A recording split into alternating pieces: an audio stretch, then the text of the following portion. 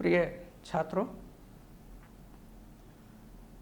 मित्रों, मैं डॉक्टर अनिल सिंह उड़ान द फ्लाई के बैनर तले आप लोगों से फिर सामने आया हुआ हूँ। मेरे यूट्यूब चैनल को सब्सक्राइब करें, लाइक करें, कमेंट्स करें। मैं आप लोगों के सामने बीए सेकेंड ईयर प्रथम प्रश्न पत्र मध्यकालीन काव्य की बात करूंगा। देखिए, मध्यकालीन काव्य मैंने इसके पहले पाठ्यक्रम की चर्चा किया। आलोक सर ने भी पाठ्यक्रम की चर्चा किया है और उन्होंने बताया भी होगा कि सर पढ़ाएंगे। तो कहने का मतलब है कि मैं मध्यकालीन काव्य के बारे में आप लोगों से बात करूंगा। देखिए, मध्यकालीन काव्य हिंदी साहित्य का भक्ति काल या भक्ति काव्य और ये रीत काव्य दोनों के बीच को समाहित किया गया है। देखिए, भक्ति काल का समय है जो 1375 से 1700, ये काल है, ये समय है। भक्ति काल की परिकल्पना बहुत बृहद है, बहुत विस्तृत है। भक्ति काल जो इतिहास के विद्यार्थी होंगे तो जो मध्यकाल है उसके बारे में जानते होंगे। और हमारा ये दुर्भाग्य एक है कि हमारा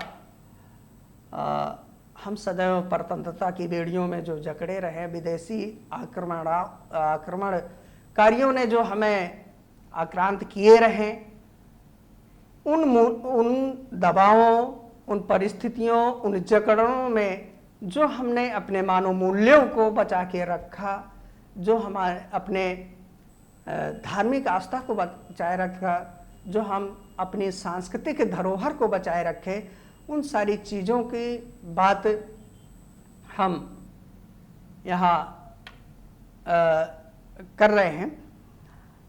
देखिए, मध्यकाल सामंतिक व्यवस्था का काल है, सामंती व्यवस्था है, सामंतवाद पैदा हो जा रहा है क्योंकि मुगल काल है। हमारा राज्य हमारा देश छोटे छोटे राज्यों में बटा था।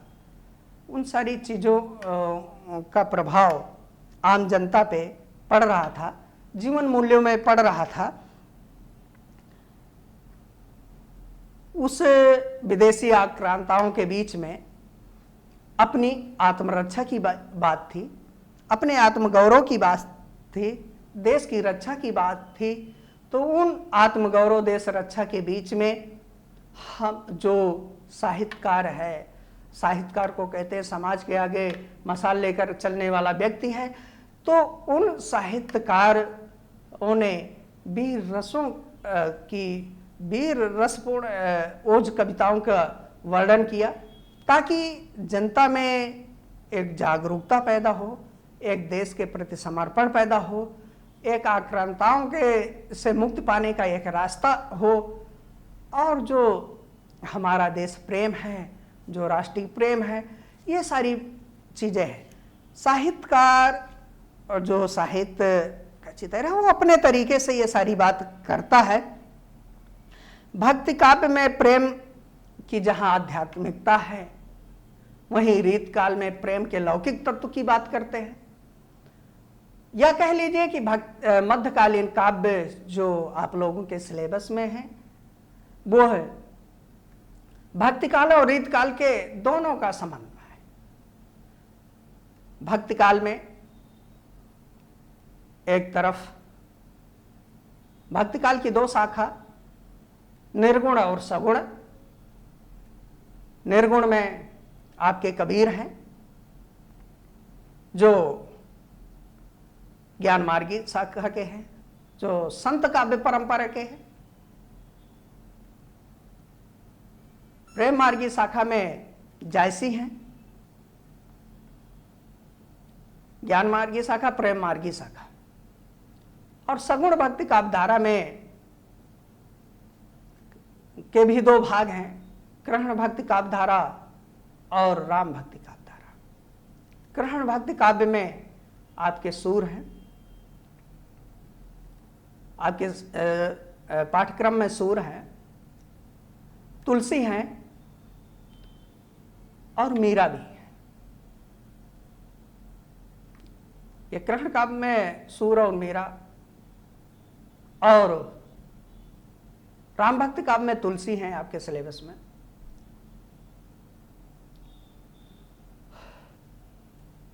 आगे रीतकाल की बात करूं तो रीतकाल में आपके रीतकाल की 3 भाग है, 3 विभक्तियां हैं, रीत सिद्ध, रीत बद्ध, रीत मुक्त। तो रीत सिद्ध की बात करें तो बिहारी हैं आपके पाठ्यक्रम में, मैं बिहारी के बारे में बात करूंगा। और रीत मुक्त की बात करें तो रीत मुक्त में वो घनानंद आते हैं। ये रीत का है, ये रीत एक परिपाटी है, रीत एक है। और किस चीज की रीत? वो श्रृंगार की रीत, वो संगीत की रीत, वो शास्त्रीय गायन की रीत, ये शास्त्रीय नृत्य की रीति। और ये जो परिपाटी है वो रीत काल में जो राजआश्रित कवि होते थे वो उसकी एक परंपरा थी। राज दरबार में रह के वो लोग अपना पाठ सुनाते थे, कविता सुनाते थे, उसके बदले में उनको पारितोषिक मिलता था। ये रीतकालीन कवियों की एक दास्तान है। लेकिन बात आती है विद्यापति की। लेकिन विद्यापति के पहले एक भावभूमि खड़ी होती है रवीन्द्रनाथ ठाकुर के गीत गोविंद से। गीत गोविंद से, और देखिए विद्यापति ऐसे दोआब के कवि हैं, ऐसे संक्रांति के कवि हैं जो निर्गुण, जो आदि और भक्ति दोनों के बीच की कड़ी को जोड़ते हैं, जो हमारे हिंदी काव्य की परंपरा को आगे लाते हैं, जो हिंदी काव्य की परंपरा की शुरुआत करते हैं। ये विद्यापति है। वो कहाँ से लेते हैं? क्योंकि उसकी भूमि गीत गोविंद रवीन्द्रनाथ ठाकुर के वहाँ से मिलती है। शुरुआती तौर पे इन्होंने कई संस्कृत के मिलते हैं, लेकिन इन्होंने सांस्कृतिक जो संघर्ष था उसको भी विद्यापति के काव्य में हमें देखना है। लेकिन विद्यापति मूलतः है श्रृंगारिक कवि है। श्रृंगार भी कैसा?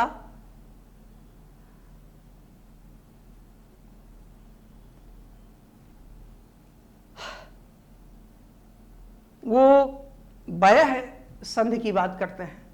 वो श्रृंगार जो है वो बाल्यावस्था और जो प्रौढ़ा अवस्था है, जो बीच की शैशव अवस्था, जो जोड़ती हुई अवस्था है, वह अवस्था, उसकी बात करते हैं। वो उनके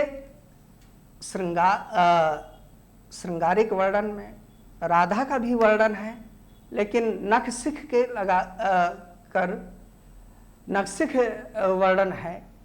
कहीं ना कहीं उमा और पार्वती का जब वर्णन करते हैं वहीं ही उनकी भावों को स्थिरता मिलती है, वहीं भक्ति भाव के कुछ हमें देखने को मिलता है। लेकिन पूर्णतः वो श्रृंगारिक कवि है। पूरी तरह से राधा के रूप सौंदर्य का वर्णन करते हैं, उनके यौवन का वर्णन करते हैं। विद्यापति संस्कृत प्राकृत और हट देसी भाषा को चरितार्थ करते हैं अपने काव्य में। वह हट में कीर्तलता, कीर्त पताका लिखते हैं, जो एक राजा की यश गाथा है, जो राजा के यश गाथा के बारे में करते हैं। काव्य, नाटक और गीत पदों की रचना करते हैं। भारतवर्ष की राष्ट्रीय अखंडता हमें संस्कृत भाषा में मिलती है। जो हमें पहले संस्कृत के जो पदावली, जो पद हैं, जो संस्कृत की काव्य धारा है, वो हमें निरंतर चलती चली आ रही है, जो 6ठी शताब्दी में भामह ने शब्दार्थो सहितो काव्यम गद्यम पद्यम चा तदुधा ये बात करते हैं। अर्थात 6ठी शताब्दी में ही हमें काव्य की वो परंपरा मिल जाती है जो गीत गोविंद से होते हुए हमें विद्यापति हिंदी पे आते हैं, या मैथिल विद्यापति मूलतः पदावली जो है मैथिल में है। मैथिल में कहीं ना कहीं ब्रज का भी प्रभाव हमें देखने को मिलता है। विद्यापति की पूरी पदावली के कुछ ही पद हैं आप लोगों में, क्योंकि पदावली ही आप लोगों के सिलेबस के है और पद मैथिल में है, और इन्होंने राधा कृष्ण से संबंधित पूरे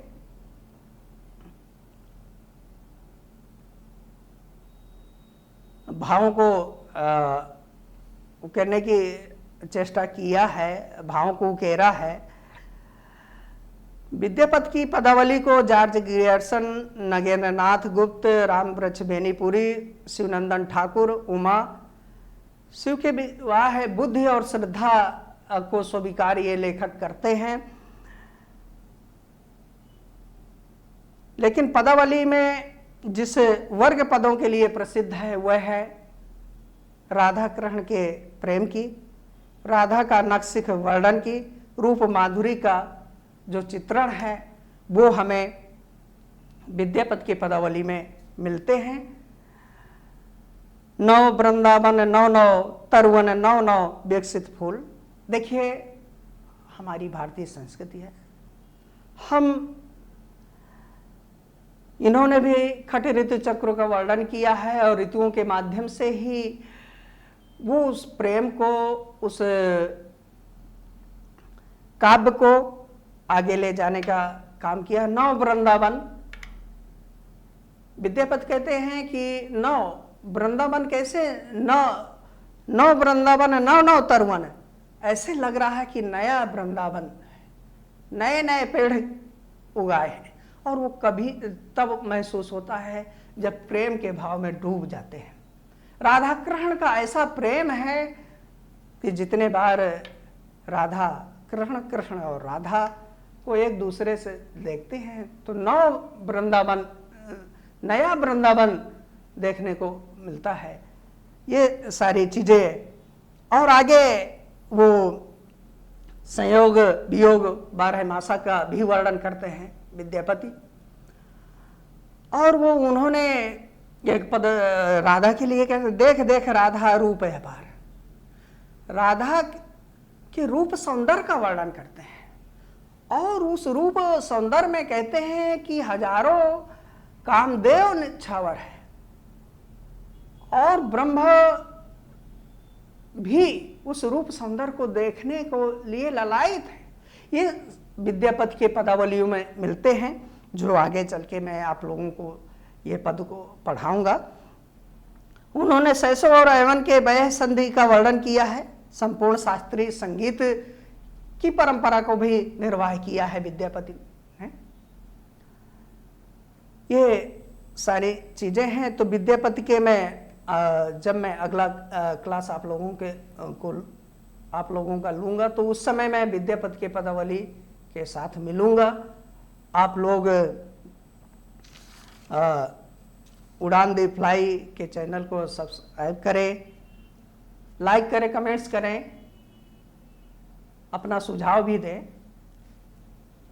और मैं एक बार पुनः हिंदी दिवस की हिंदी प्रेमियों को, हिंदी पट्टी वालों को बहुत बहुत ढेरों शुभकामनाएं हिंदी दिवस की देता हूं। और ये कामना करता हूं कि हिंदी जन जन की भाषा हो जाए, हिंदी विश्व की भाषा हो जाए, हिंदी हमारी धरोहर हो जाए और सबसे ज़्यादा हिंदी हमारी राष्ट्र की भाषा हो जाए, जिसका संघर्ष आज चल रहा है और जिसका संघर्ष हिंदी आज भी लड़ रही है। अभी भी संवैधानिक तौर पे उसको वो दर्जा नहीं मिला है। तो तो इस चैनल के माध्यम से आप लोगों से मैं अपनी भावना को जोड़ता हूँ और मैं ये कहता हूँ कि मध्यकालीन काव्य